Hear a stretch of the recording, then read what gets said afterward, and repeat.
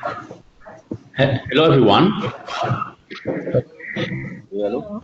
Oui, So, hi. on start like that. T'es arrivé? Yes. Alhamdulillah, Hello. merci beaucoup, c'est gentil. Yes. Ah, merci à toi aussi. So, okay.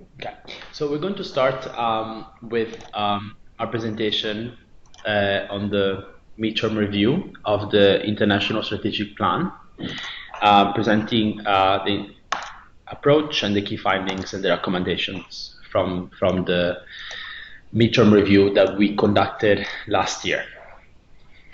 So, as you can see, um,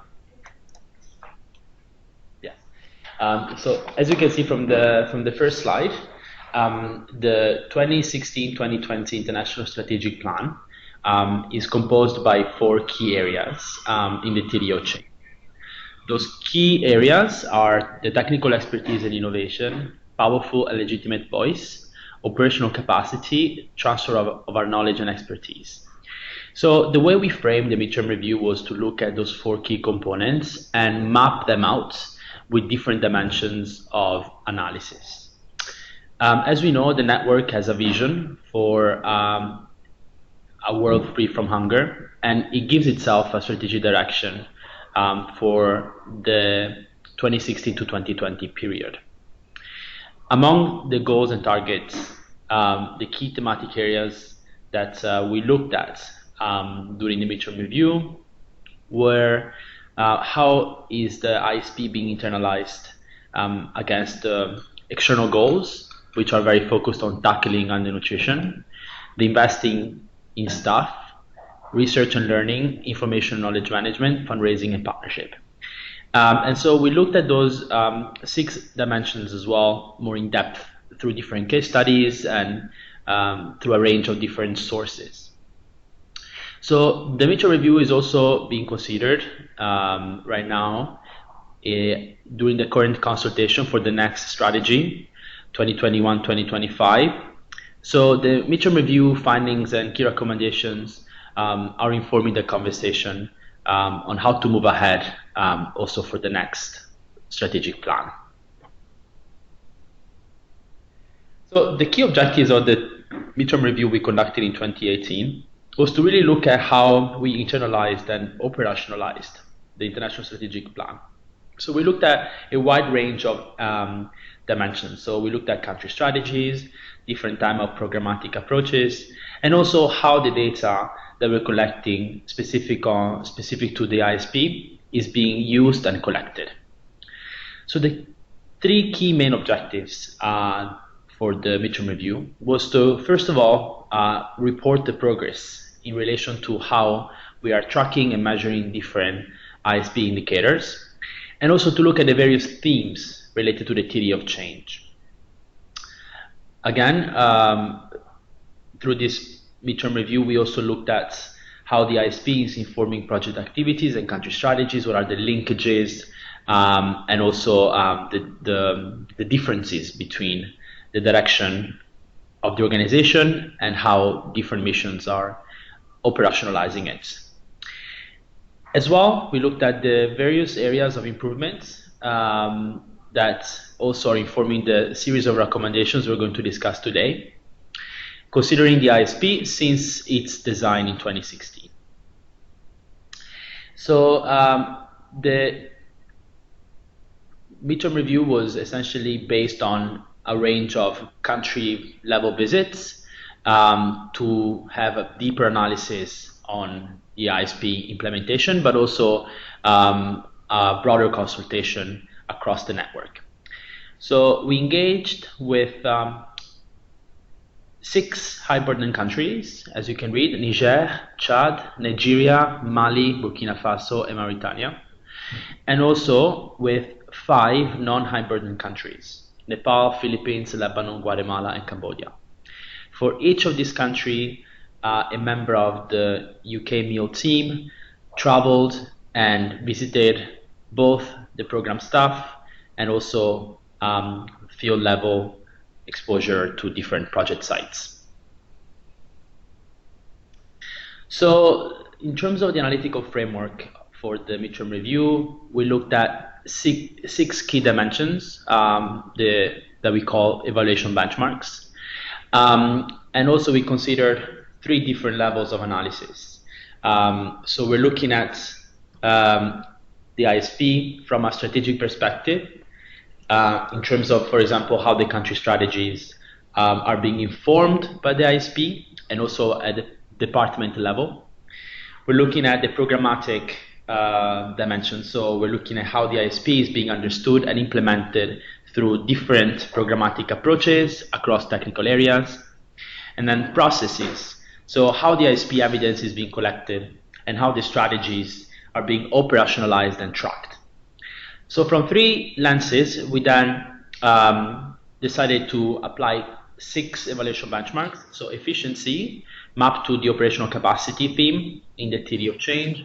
Effectiveness, the combination of technical expertise and operational capacity.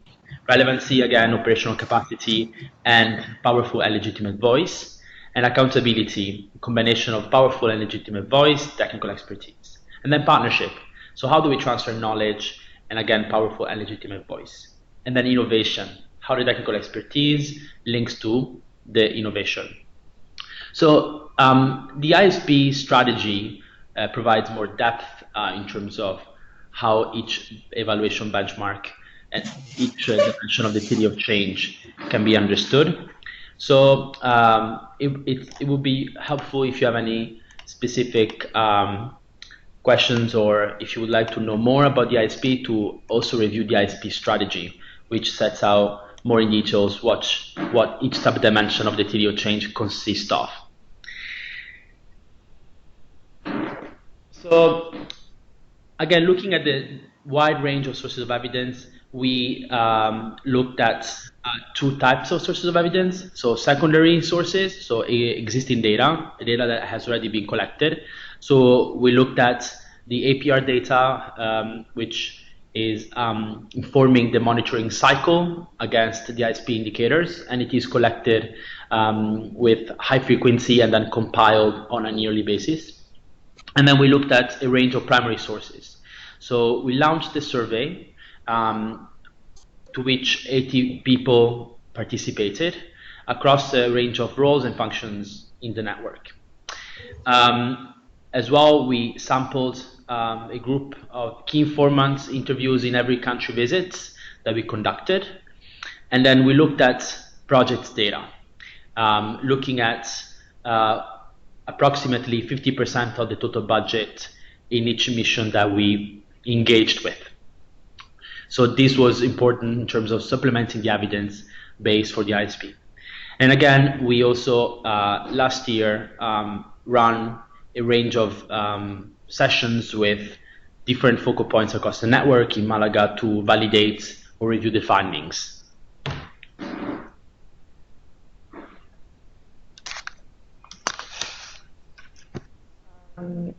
Okay, so just a quick introduction for myself, because a lot of you probably know Nicola, but you might not know me. My name is Elizabeth Smith. I'm a meal advisor here at Action Against Hunger UK. And I worked with Nicola and several other members of our team last year on collecting data for the midterm review and pulling together the report. So I'm going to be working with Nicola to present this, the key findings that came out of the midterm report. And the first level of findings is around the efficiency benchmark.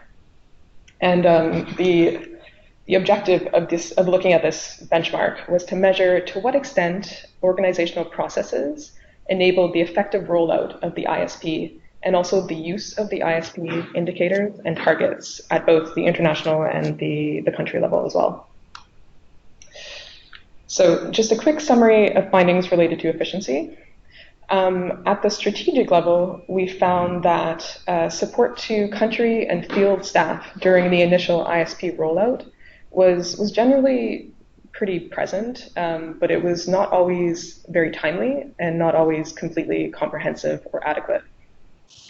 In our survey, actually only 66% of survey respondents did not receive support when it was requested, which is quite a good statistic, because it means that the vast majority of people did have support, just maybe not on time.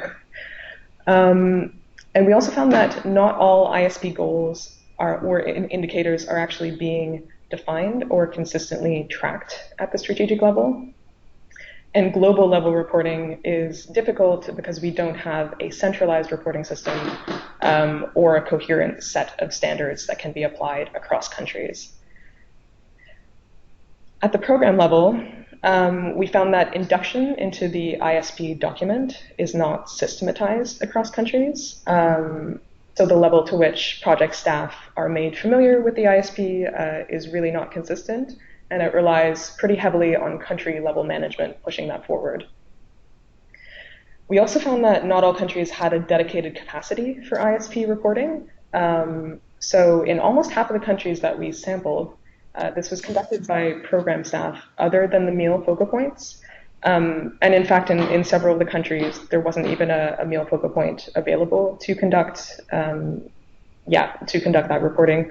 So, or just not in place in general, which meant that other functions had to take the lead on that, which is not ideal because it means that it's not systematized across the meal processes at country level. At the process level, we found that where ISP data was being collected, in every case, it was being formalized through regular monitoring processes that were quite structured and in place, like the annual progress reports and donor reporting, for example. We also found that the added cost of collecting ISP data was really low. So where it was being collected, it didn't create an additional resource burden on the countries. However, because there were some gaps in data collection, it means that there might be additional future costs associated with collecting this additional data, particularly in high burden countries. And this should be something that both HQs and countries keep in mind when we're thinking about resources needed to collect ISP data in the future. And finally, barriers in ISP data collection vary between countries, but they're not particularly distinct from barriers of routine monitoring or routine data collection. So that could be to do with resources or allocated capacity for collecting and analyzing data. There were no specific barriers that were particular to ISP, in particular. Okay, so the recommendations around efficiency at the strategic level, one of the main recommendations that came out across the board was to rely on fewer indicators for future strategies. Because if you've seen the ISP, there's a very, very long list of indicators, and it's very time intensive to collect against every single one of those. And we did see some duplication and perhaps some indicators that were less relevant or maybe didn't need to be tracked quite so intensively. Another recommendation is to establish a common system for country offices to collect and report ISP data, and also to build capacity amongst the staff who will be collecting this data so that they fully understand the system and are able to operationalize the data collection around the ISP systematically. At the program level, so introducing ISP data collection during staff inductions as a standard. So making sure that staff who are incoming are really familiar with the ISP and their roles and responsibilities related to that. And also providing refresher sessions for staff on a regular basis in general. And also the network as a whole, increasing the investment for meal focal points to be able to have the capacity to compile and synthesize large sets of data related to the ISP, but also in general as well. And finally, at the process level, so one of the main recommendations was to really empower the meal focal point to be that technical reference point, and to be the person who can gather and collate the data and act as a quality assurance check and a validation check for the whole process of collecting ISP data. Because at the moment, I think it relies on this kind of trickle-down approach through country directors who then reach out to the various functions, and I think the data collection is a bit patchy because there's no one point of ownership. And finally, another recommendation is that GPR forms should be translated into French and Spanish, including comprehensive written guidance for how to complete the forms. Okay, back to Nicola for the next benchmark. Thank you. Okay. So for effectiveness, the key objective of this specific benchmark was to measure the results achieved against the ISP indicators across the range of external goals and sector-level indicators that were defined in the ISP strategy. So,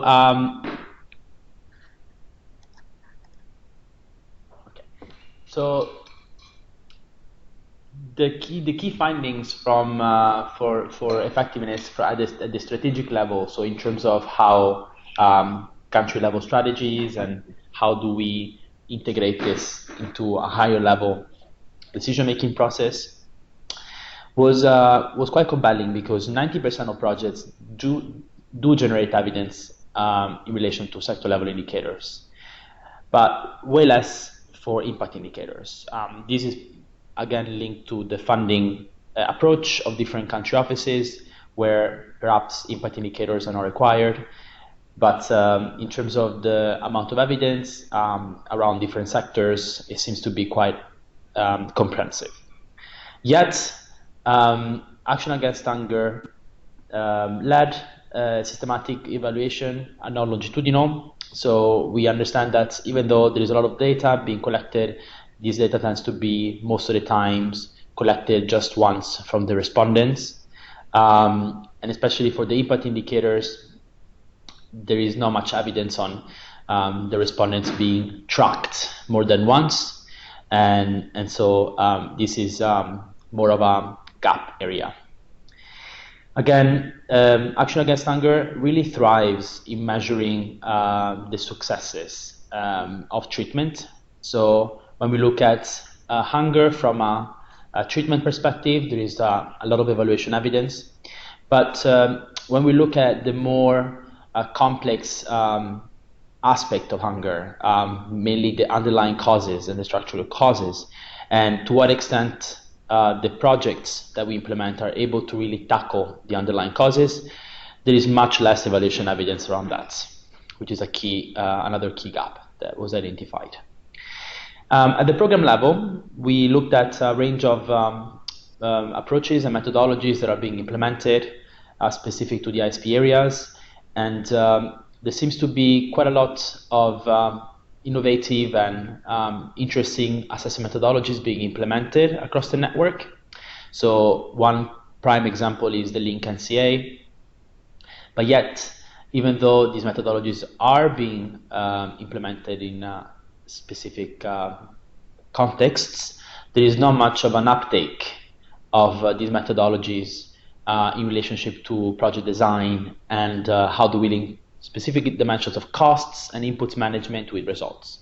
So even though there is a lot of Link NCA data, there is not much capitalization on all the different findings and interesting evidences that are emerging out of these comprehensive multi-sectoral assessments. Most programs in high-burden countries are indeed centered on nutritional security, and so this is a thematic area that also links to the collection of evidence quite at scale in some contexts, specific to nutritional security. But when we are looking at representative data, so to what extent the data that we collect is representative enough of the populations that we target, then we found that some of the assessments, like the SMART assessments, are not sufficiently representative for the areas of interventions below the regional level, because a lot of them actually are not led by Action Against Hunger, and so there is a little control in terms of sampling, and therefore the results of the SMART assessments tend to be more representative at the national level rather than the regional level. Going down to the process level findings, we see that the external goals in Action Against Hunger, theory of change, they tend to be quite consistent with the different objectives of projects and outcome indicators also at the donors level. So there is definitely an alignment between some areas in the theory of change and what donors are expecting from us, especially in high-burden countries. But we are not generating much evidence around that, around how we are reaching these specific objectives and outcome indicators. So the higher level changes. Only 3% of the sampled projects budgets that we looked at actually have dedicated evaluation budget lines, and less than 1% of project budgets actually are dedicated to internal evaluation cycles. When we see an evaluation cycle, we actually refer to baseline, midline, endline. So this actually becomes a little bit problematic when we're trying to position to donors the findings from our projects, but also in terms of how do we then inform our internal decision making within Action Against Hunger. So looking at the range of recommendations linked to effectiveness, we do suggest different countries to really conduct more systematic cost effectiveness studies across projects and sectors, not just from a nutrition perspective, but also across other thematic areas. We also do understand that cost effectiveness studies can be expensive sometimes, so also reduced version of cost effectiveness studies could be proposed just to keep building up the evidence on how we can demonstrate the results also from a cost perspective. Again, we advise to increase the number and type of indicators that are more focused on how do we tackle the causes of hunger, which also has implications on how we design programs. And so because we understand that analyzing and measuring how the causal factors of hunger shift require new types of indicators, but also multi-sectorial indicators, because we are looking at a type of change that it's non-linear and it's quite hard to detect only with the traditional methods.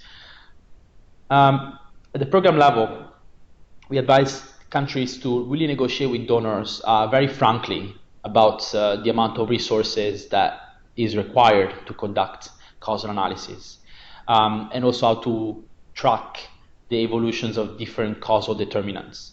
And there is definitely a case to be said that donors would be willing to learn if the final objective of some of our programs was centered on sustainability and longer term change.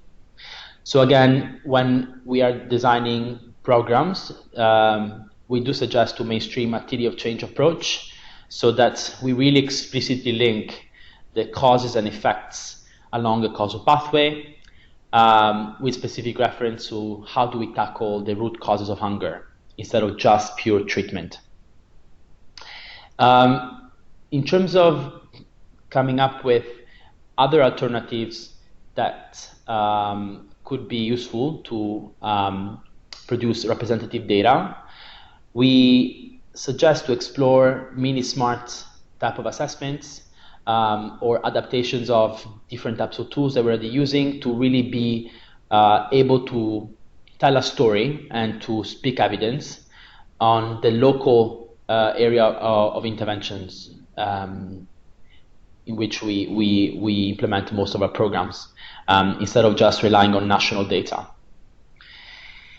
And at the process level, again, to be more systematic in developing benchmarks so that we can explain the cost for different types of outputs and outcomes based on continuous assessment, so we can really position also a conversation with a range of donors about how to scale up and the cost implications of scaling up effective interventions, and to be more rigorous and systematic in conducting longitudinal studies, so really tracking ISP indicators along a timeline just to strengthen the quality and the conclusiveness of our data. And again, to be more mindful about planning and budgeting for enough resources to conduct evaluation cycles that are more focused on how do we measure structural changes in the root causes of hunger, and to be also more innovative in the type of methodologies and how do we converge different methods across thematic areas to really speak to a more causal pathway type of approach when we design evaluation cycles.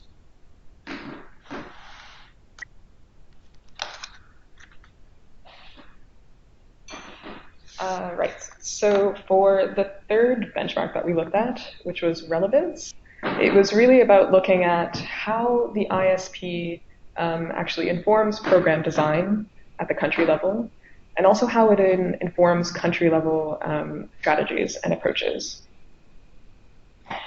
So what we found at the strategic level was that all country strategies embedded at least one goal relevant to the ISP, which was to do specifically with nutritional security. But we also found that about 40% of country strategies included the cross-cutting theme of resilience, as well as numerous other cross-cutting themes that were not explicitly and thoroughly explored in the ISP. So there was a bit of a mismatch there. We also found that local partnerships are increasingly incorporated into country strategies, although there is no mention of plans on how to reach the ISP target of transferring 20% of program funding to local partners. And I'll speak about that a little bit more in the partnership section as well. We found that countries and donor strategies were more likely to be aligned in high-burden countries that were specifically focused on emergency response rather than in development-oriented countries. And that goes for the ISP as well. It was much more focused on perhaps goals and objectives related to life-saving interventions rather than specific long-term activities that target, for example, livelihoods or targeting the underlying causes of undernutrition. So again, a bit of a mismatch there between the ISP and country-level strategies, particularly in development-oriented countries. And also at the program level, we found that decisions related to selecting target indicators in programs was not particularly well linked to ISP targets. And 60% of the survey respondents indicated that that was the case. And we also found the same during our country visit. At the process level, we found that progress related to country strategy indicators is not collected and reviewed systematically in 75% of cases. And that's something that came up again and again, and it's relevant for the other benchmarks as well, this lack of a systematic approach to collecting ISP data. We did find that a couple of countries were using this balanced scorecard approach. Now that's a tool which is a strategic planning and management system / tool that works to connect high-level strategic areas and ideas to more operational elements and activities. And we found that the countries that did use that approach were able to better track their country strategies indicators. Okay, so a few recommendations related to relevance. At the strategic level, country strategies should better contextualize and embed cross-cutting themes, such as WASH or health or resilience, that are either directly or indirectly linked to hunger and the causes of hunger. And this is also the case for the ISP as well. We also need to better develop strategic objectives that help us to entrust direct implementation to our national partners and our local partners, while at the same time keeping Action Against Hunger's role as the mentor and the technical expert and the organization that builds capacity amongst these local actors as well. And finally, at the strategic level, we need to start engaging with more and new donors who are particularly keen to fund programs that are related to interventions that tackle the causes of hunger rather than specifically well, in addition to rather life-saving interventions as well. So really looking at new sources of funding that can tackle those, that are prioritized to tackle those underlying causes of hunger. At the program level, we recommended to adjust program level impact targets to be a bit more realistic, because we found that it was difficult to map the level to which Action Against Hunger's operations contributed to those impacts. This is particularly an issue when we're conducting evaluations, if we're not able to measure the extent to which Action Against Hunger's programs are actually making an impact or contributing to an impact. And at the process level, again, being able to systematically track the objectives and indicators that are outlined in the country strategies, and also maybe mainstream certain tools like the balanced scorecard approach to ensure that the country strategy is reviewed and is aligned to the processes related to internal and ISP indicators as well.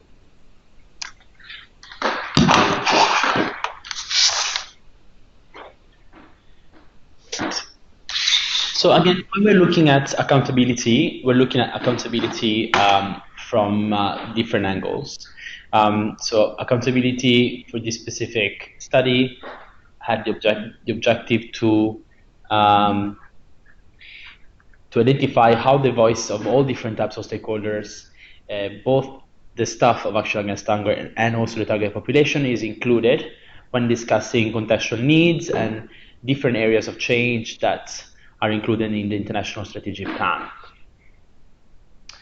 So at a strategic level, there is not much guidance in designing and tracking different type of external goals that are specific to the partnership, the accountability component.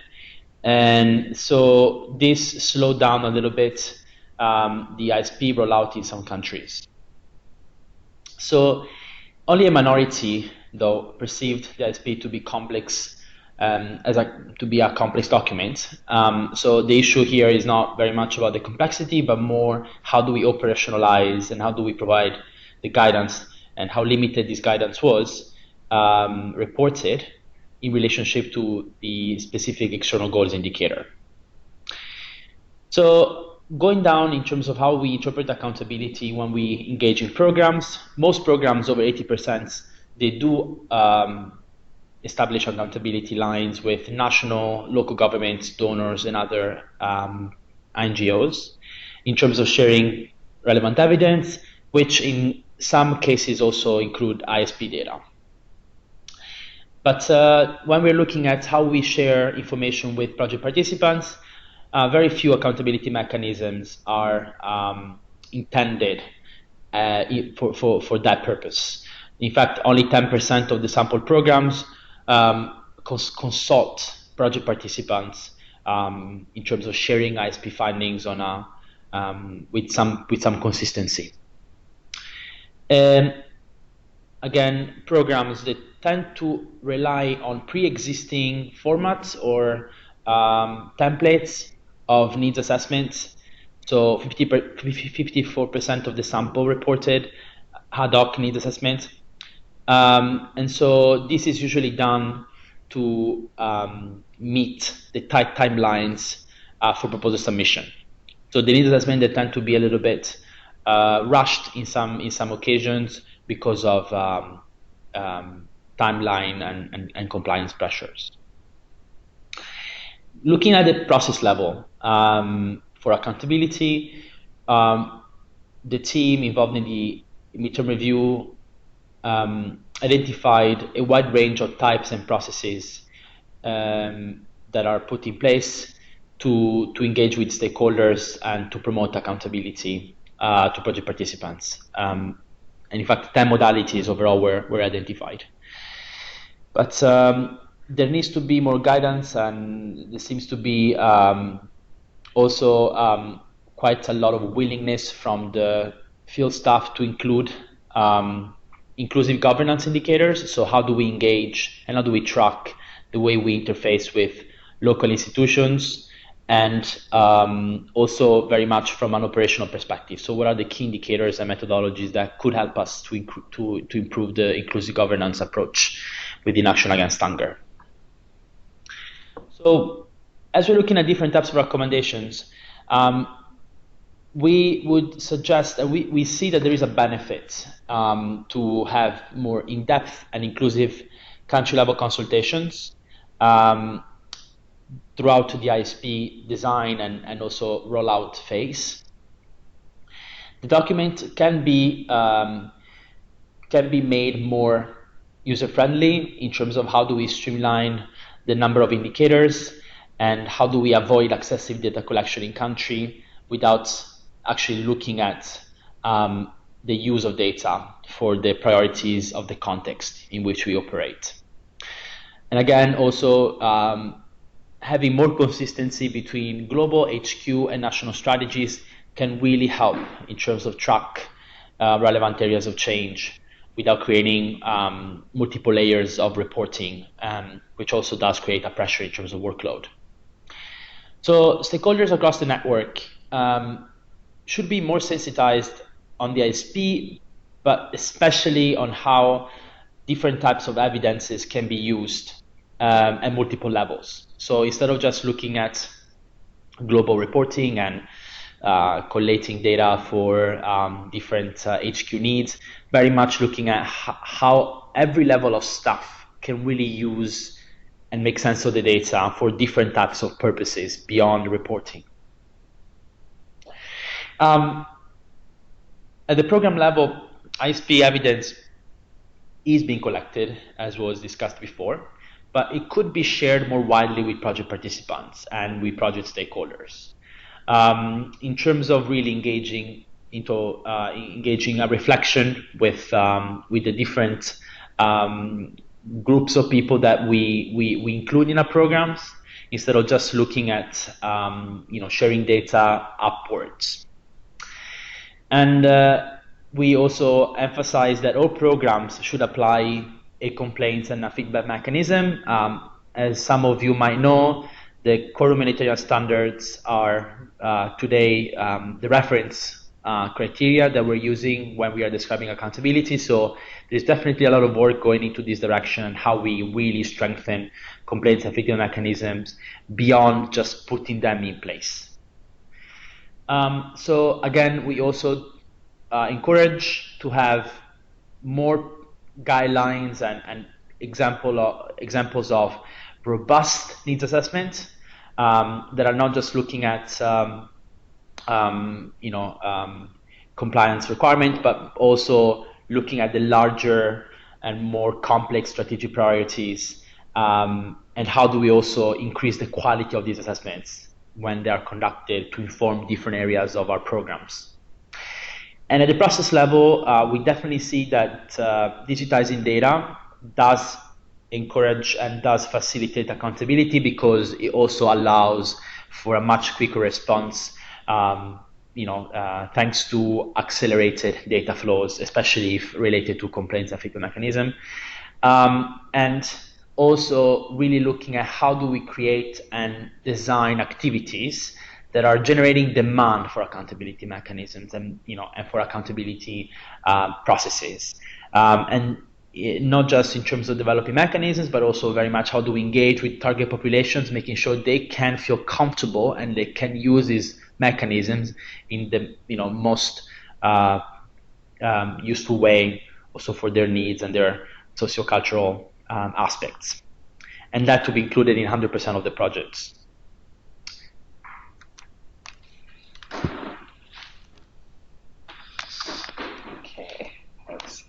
I just wanted to make a note. We saw that somebody left a question in the chat. Please do leave questions as we go along. And then I think at the end of the presentation, we're going to have a bit of a Q&A session. So we'll address all the questions then and have a bit of a discussion as well.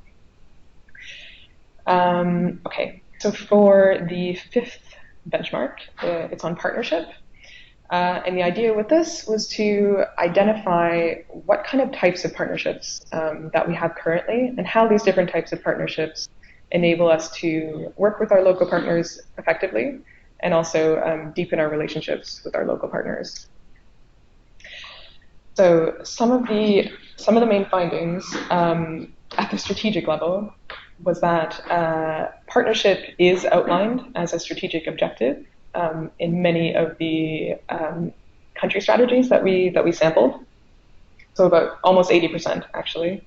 However, there was not, except in 2 countries, most countries didn't have a distinct local partnership strategy in place. And there's also no global definition of what partnership actually means. And various countries apply different criteria and different definitions for what they consider to be partnerships.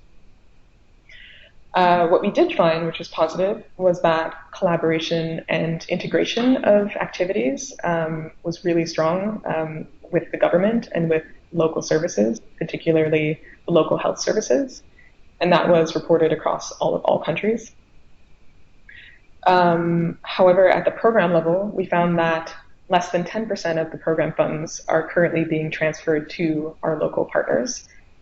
This was based on a sample average of projects that we looked at. So this may not be representative of all the program funds across the network, but this was just based on a small sample that we did. And if you remember, the target was 20%. So if we were looking at this number, we are about halfway there. We also found that most countries have local partnerships which are formalized, and that's either through MOUs or teaming agreements. And most of these partnerships run through a subcontracting model. The main exception to this was Nigeria, where Action Against Hunger actually directly implements programs, so they didn't subcontract at all.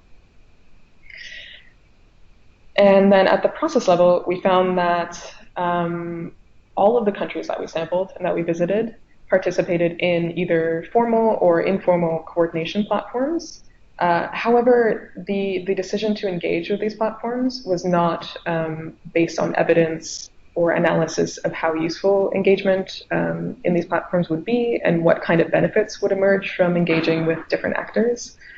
However, they did report in all cases that engaging in these coordination mechanisms was beneficial. And we also found that in 18% of the countries that we visited, there was kind of a mutual knowledge transfer between local partners, community, and Action Against Hunger. So what we mean by that is that it wasn't just Action Against Hunger giving training and capacity building support to the local partners, but also the local partners were in some cases giving trainings or in some cases giving some kind of capacity support to Action Against Hunger staff. So it was a bit less one way in a sense. And just to add, there were some interesting things around the value added that local partners and Action Against Hunger gave to each other in partnership. A few of the things that local partners gave in terms of added value to Action Against Hunger were knowledge of the context, obviously, also potentially increased sustainability of our programs if we're working with local partners, and a more effective way to mobilize communities, since often these partners have a closer relationship with community members. And on the other hand, Action Against Hunger provided value added to our local partners because we provided technical support and expertise. And we also have a strong reputation as being a technical expert in the field of nutrition, obviously, and we have high donor visibility, which I think the local partners could benefit from greatly. Okay, so some recommendations around partnerships was to agree on a global definition of partnership across the network, as well as develop network-level guidelines that can be adjusted to specific country-level contexts. And we suggested that more in-depth research on current partnerships can help to inform both the definition and the guidelines. And actually, as a side note, Action Against Hunger UK is currently working on a piece of research that will feed into this global definition and guidelines. It's in the very preliminary stages, so we're just developing terms of reference at the moment. But yes, you will probably be hearing more about that in the coming weeks. So another recommendation was on considering ways to track more informal partnerships or partnerships that weren't based around a particular project, because we did find that there were a lot of informal relationships that weren't specifically formalized through an MOU, for example. And it would be good if relationships of that type could have objectives that could be tracked and better monitored. At the program level, better define the target of 20% funds to be channeled through local partners, and also to use coordination platforms to systematically share program evidence and ISP evidence, because we found that often ISP evidence wasn't being used for advocacy purposes or to share, for example, as programming recommendations to other stakeholders. So that is something that we could leverage on much more. At the process level, we recommended to build on certain existing country-level approaches for assessing partners' eligibility, like due diligence processes, because there were particular countries who had very strong processes around this, and there were some where it was a bit weaker. And we thought that it would be a good idea to agree on a global set of standards that could then be adapted for particular contexts. And finally, Action Against Hunger does a lot of trainings for their local partners that are more technical oriented.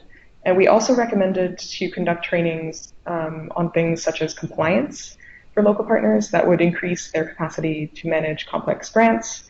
So more trainings to do with kind of finance and donor engagement, and more of the technical skills that are, to do with administration and bureaucracy that perhaps local partners may or may not have capacity in.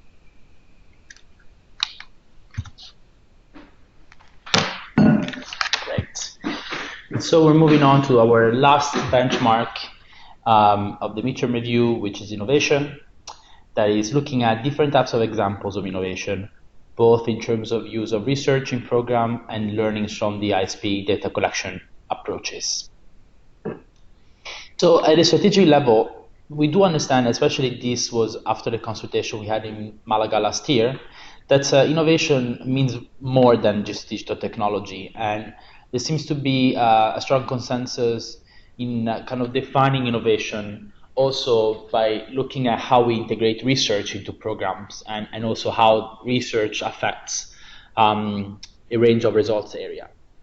Nonetheless, we do recognize that the network is moving towards digitizing project data collection, and more data is being collected through different digital means, which is obviously accelerating one aspect of innovation. Also, an important finding, 80% of teams across the country level operations, the country teams operations that we consulted, reported that there is at least one research component in their program. But only 10%, less than 10% of all sampled projects were linked to an explicit research objective. So even though we do have research components and research areas in our programs, it doesn't necessarily translate into making them an explicit objective of our intervention. So by looking at the program level, we do see that research projects are implemented.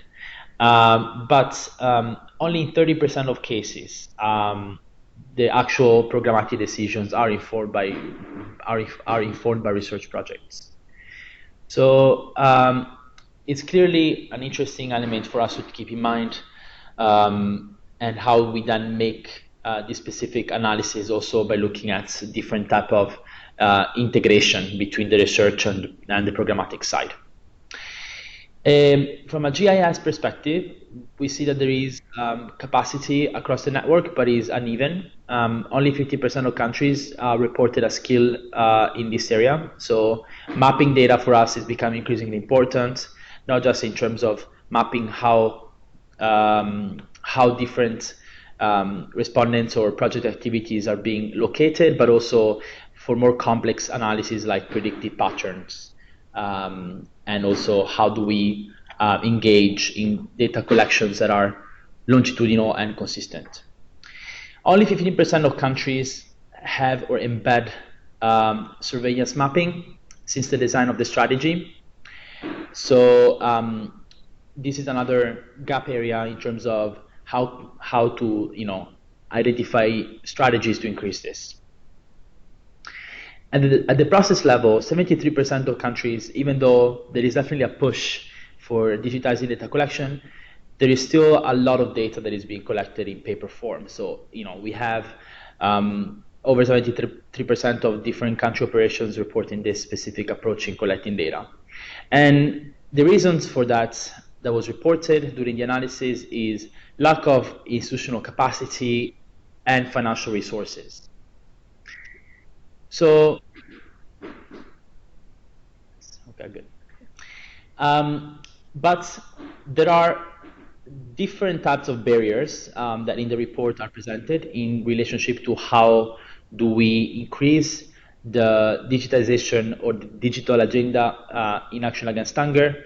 And so there are different ways that we can look at the key elements that prevent us from really fully digitizing the data cycle in a project.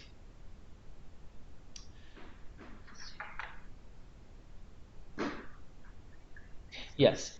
So in terms of recommendations for innovation, we definitely need to have an organizational consensus about what innovation means and how do we move beyond just the compulsion for digital innovation. We do see that HQs are championing digital data collection in some cases, and there is the ambition to reach 100% of data being collected digitally by 2020. So that's a very ambitious result, and we do encourage that to be considered also at the country level when programs are being designed and data being managed. But we also do encourage a culture in which we're looking at innovation also in terms of how different types of research findings really inform programs and design of these programs, and how do we make those research components active elements of our proposal and grants applications, so that we can really fund programs that can have a learning from the research component itself. Because of such digital data push, there is a need for country-level trainings on specific IT skills, such as GIS mapping or data visualization or data analytics. So how do we top up different types of skills areas so that digital data can be not just used for reporting, but also for learning, and also how do we communicate our findings across different audiences. At the program level, we suggest to have research objectives explicitly included in proposals, so we can really have complementarity between program level activities and research activities in a more consistent way. Also, how do we capitalize on the data and the research findings? So how do we synthesize, collate, and share different findings of research areas, both within programs and also at the global level and at the network level? So how do we also share beyond action against hunger some of these findings?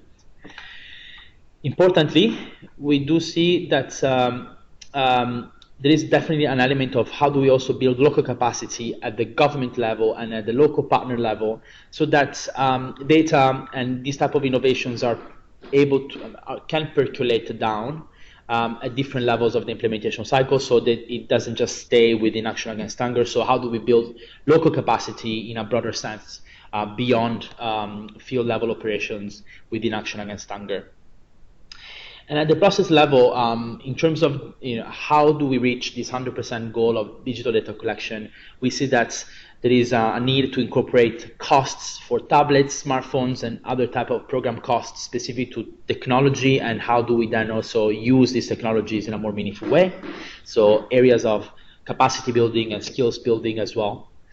And to assess different choices based on the degree of connectivity, we know that the IT solutions today are quite a large range. So there is also a need to adjust what works best in different contexts, so that we can really ensure that data is being accessible and being used not just for reporting, but also during the implementation cycle of the program, of different programs. So, yes. Okay, so just, I think that's it for the body of the findings. I just wanted to quickly touch on next steps in terms of the ISP3, in case anybody was interested in that. So at the moment, the research and consultation for the third International Strategic Plan is underway. And that's going to be involving a review of various strategy documents, annual reports, also reviewing this midterm review as well. And the consultants are going to be doing consultations with various Action Against Hunger staff at different levels, also with external stakeholders, with our beneficiaries and communities. And they also launched an online survey, which I think closed last week, but we had over 800 responses to it, which is great. And basically the findings of this research and consultation are going to be used by Action Against Hunger to inform and develop the next strategic plan, which is going to run from 2021 to 2025. I'm just going to pass it back to Nicola in case he has anything to add or to kick off the Q&A session. Thank you, Liz. So this is all very useful, and we hope that also you'll be able to keep being involved in the consultation phase for the strategy through either directly or through focal points within the mission. So now we do have a few minutes to address some of the questions that came up during the presentation. So we could look at... Do you want to start with the first one? And then yes. can read through the others. Right.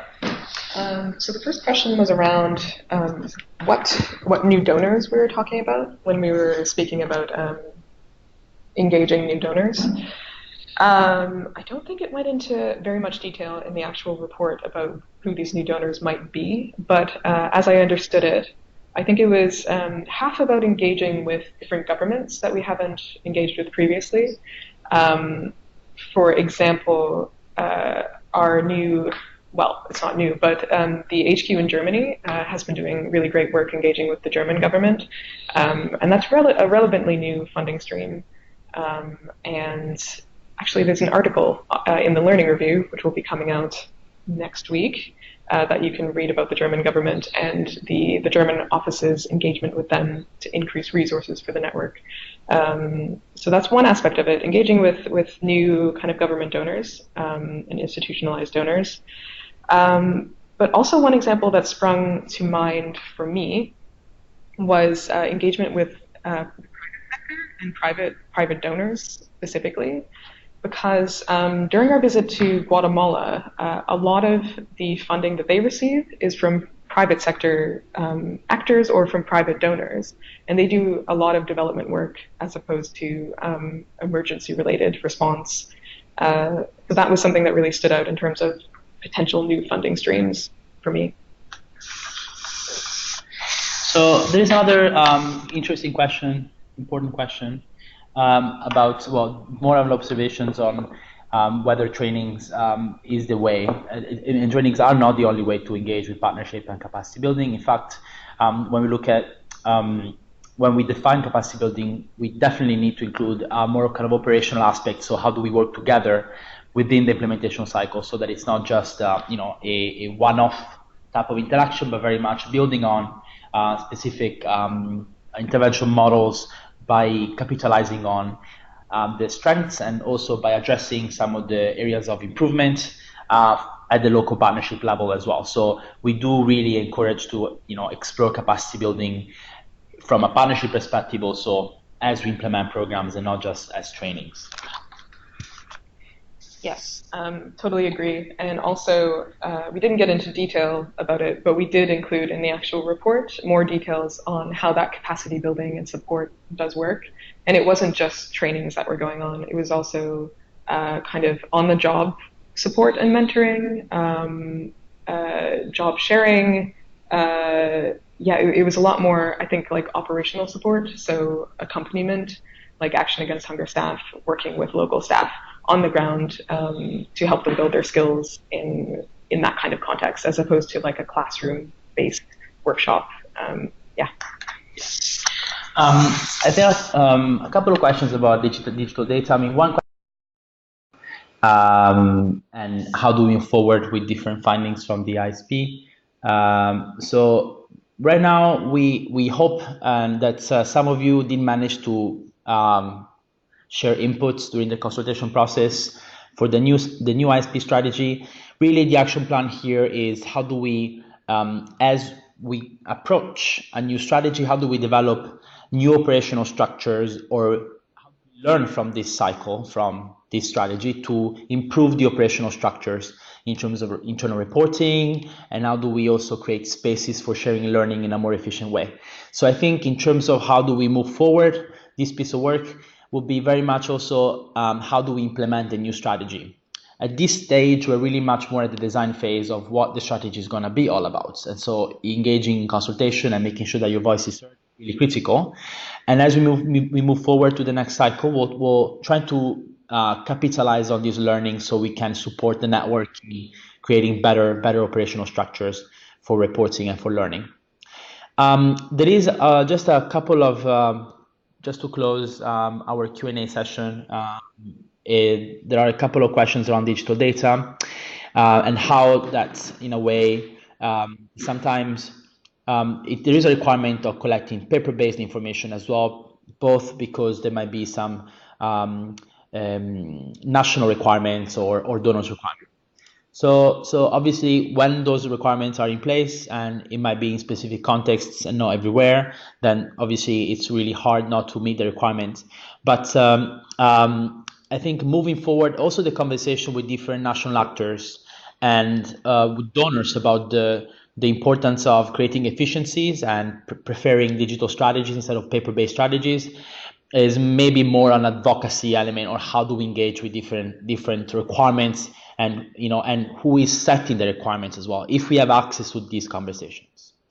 And I agree that digitizing data collection is important, but there are a range of capacity areas that we need to take into account on how we make sure that the data is being used in the most efficient way. So it's not just about collecting data, it's not about just the scale of data, but it's also about, is the data relevant?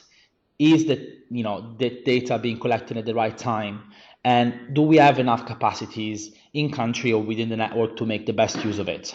So what we're trying to do here in the UK is we're trying to really share as much knowledge as we have on different type of strategies, both across HQs, but also with missions, so that hopefully there is going to be a dissemination effect, or sort of a spread of different type of skills more and more.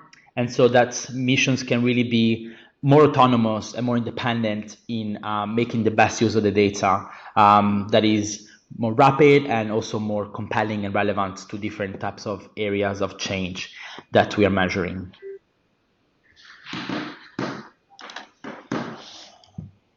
So,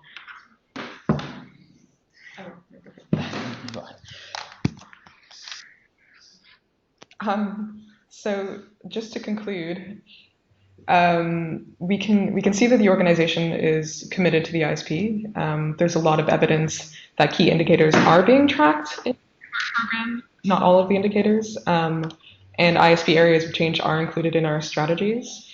However, in this next round of the new ISP, there are areas of improvement that we can focus on, particularly that balance between programs addressing the causes of hunger and those also addressing the consequences of hunger.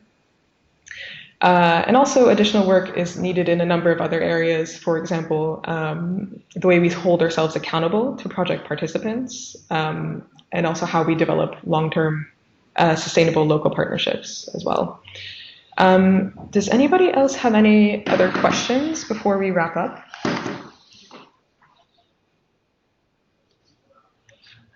It doesn't look like it. So I think all right, that's it. If you do have any other questions, please reach out to us.